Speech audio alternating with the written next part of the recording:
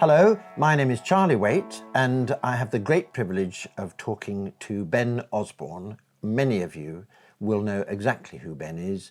He was, of course, the winner with the most wonderful image of an elephant of the 2007 Wildlife Photographer of the Year award. Yes, and now you're all saying, oh yes, that marvellous image. Well, I'm very pleased to say that Ben Osborne is sitting right next to me, and we're talking about a trip that he's doing in October, and I have some questions for him about where he's going. He's going to New Zealand. So Ben, welcome to our little chat. And tell me in a nutshell, and I've got other questions for you, burning questions actually, but why New Zealand? Why New Zealand? New Zealand is a really spectacular place. It's a very long way away, obviously, so you think, well, why on earth am I going to fly halfway around the world, literally, to get there? But it's really spectacular when you get there. It has an amazing variety of landscapes. So for a landscape photographer, it's absolutely extraordinary. It's got, you know, rivers and mountains and coastline and all kinds of things. And they're relatively accessible as well. It's relatively uncrowded. It's a real pleasure to travel around there. There's also very good wildlife, and we're going to try and incorporate some wildlife into this tour as well. So it's really, you know, there's no, I don't think there's any sort of chance why it was chosen as the sort of background for films like Lord of the Rings and things. You know, it is genuinely a spectacular place, and it has got a real sort of true sense of wilderness.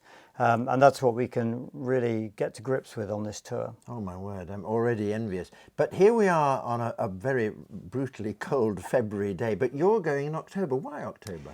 We're going in October because that's the spring and the southern hemisphere.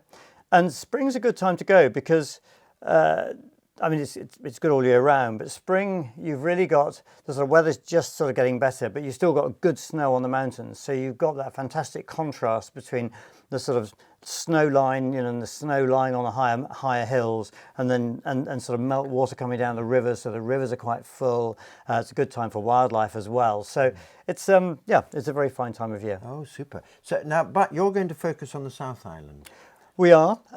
We did a trip a couple of years ago where we went to South and North Island, but we felt this time let's keep it more concentrated on the South Island and keep it to 2 weeks, which gives us sort of adequate opportunity to really explore some of the highlights of that part of New Zealand. I mean, obviously, if you wanted to, if you got that far, you know, and you wanted to spend another sort of week on the North Island, that's obviously an opportunity, and we can point you to some very good locations in North Island as well. But for this trip, we're going to really concentrate on South Island, which has got the much more spectacular mountains and some of the sort of wilder scenery. Yes. Oh gosh. You're already painting the picture. This is incredibly seductive. And looking at this map here, I realise that actually there's a lot of water within the South Island, isn't there? There are rivers. There's quite clearly Mount Cook and a mountain, but then there are lots of rivers, and obviously, rather like the United Kingdom in one way, the island presumably is accessible. All the beaches one can go to. Is there not one where I seem to recall very large round boulders that's rather splendid for landscape photography? Yes, very much so. Down on this sort of east coast here, southeast coast, we've got the Meraki boulders, which we will go past, hopefully at the right time of day when they're looking their best. And we do try and gear the tour so we've got a really good sort of dawn location and a really good sort of dusk location. So we're out at dawn and dusk, and we work very closely with a New Zealand photographer called Richard Young. He's on the tour. He's designed this tour really, and he's incredibly well acquainted with these locations. So he really knows his way around, and so we try and make it sort of work, you know, for being in the best place with the best light. And somewhere like the Meraki boulders, definitely, you know, we'll try and be there when the light's absolutely perfect, as we will other locations as well. And we're staying in some very, very nice places as well. So, for example, at Mount Cook, we stay in the Hermitage, which is a fantastic hotel where you just look straight out at Mount Cook. You know, it's a very spectacular place.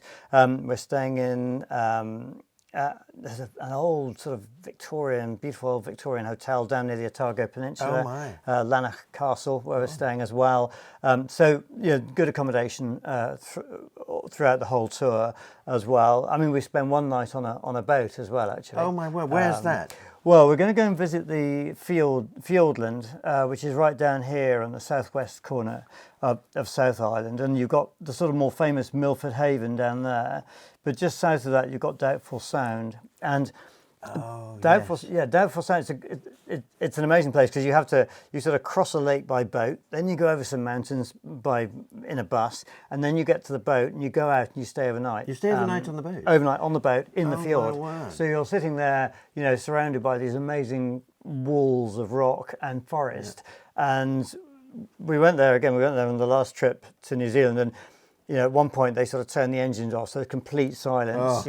Stop using your cameras, stop everything, just use your ears and listen to the sounds of all these sort of indigenous birds in the trees, and you can just hear the sort of in fact, on that occasion, there were some dolphins coming towards the boat.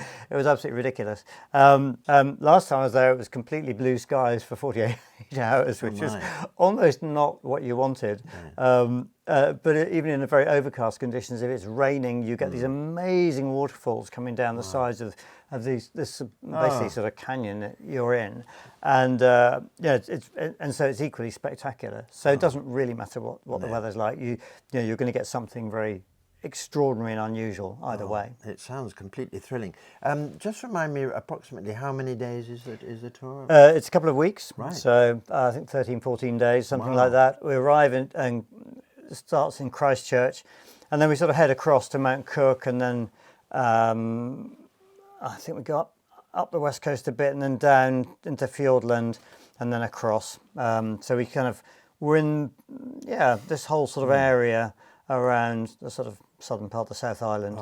So that gets us right into the heart of the Southern Alps, gets us up to the west coast, where we go to Punakaiki, which has got these amazing pancake rocks, which are really extraordinary formations, and you get blowholes there, and if you get waves coming in, you get sort of waves. Action-packed. Oh yeah, shooting out the top of there. Well, in conclusion, it's a big question really, I suppose, to ask, but you're a great teacher. You've been teaching photography, wildlife and landscape for years and years. And of course, you spent all that time, I remember you saying earlier to me, nearly 4 years if you add it all up, in Antarctica. But, this is an amazing opportunity for people. But of course, the very first question they would have is, what am I likely to learn? And you're very, very good at instruction and looking after people and encouraging them to see in a special way. So what would, presumably people who are quite novices in photography, as well as people who are fairly advanced, because your knowledge of photography over many years, sorry to put that. No, that's fine. Is very good. We can basically work with both, anyone who's really just picked up a camera for the first time through to somebody who's been photographing all over the world. And the kind of things we can learn here are, you essentially have a sort of extraordinary landscapes, and you have time to consider how you're going to make images. So you can do things like looking at focus stacking, or sort of more technical things like that, or maybe creating panoramas. Or Richard, who we're working with, is particularly good at using doing very long exposure with using neutral density filters and things. That's one of his talents. Also, he does very good Lightroom workshops in the evening as well, actually, because I worked with him on the previous trip. So between the two of us, we can sort of bring a number of different techniques to the party, and you really kind of almost, hopefully we'd be able to sort of help you with almost any area of sort of a technique that you'd like to improve. And we did, I think we found last time we were doing a lot of intentional camera movements in the forest and things like that. So there's a range of things. And because it's a really good long 2 weeks, there's an opportunity to perhaps do some private little critique sessions of people and their images. Absolutely.